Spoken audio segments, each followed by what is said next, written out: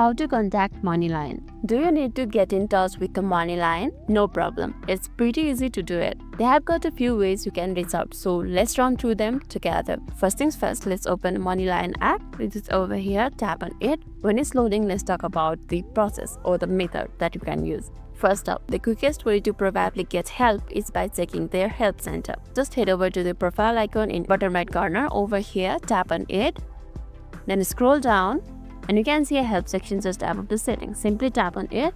And over here you will see a tons of articles answering common questions. You might even find your answer there without needing to talk to anyone. And you can also use the search bar over here to search the help articles. Another option is to send them an email. You can usually find their support email address on their website, often in the contact us or legal section. Just draft off your question and send it over. Email might take a little bit longer time, but it's a solid way to get help. Lastly, while it's not always the fastest, you could try reaching out to social media like Twitter or Facebook. They sometimes have support teams monitoring the channels. Just be mindful to not share any super personal info publicly.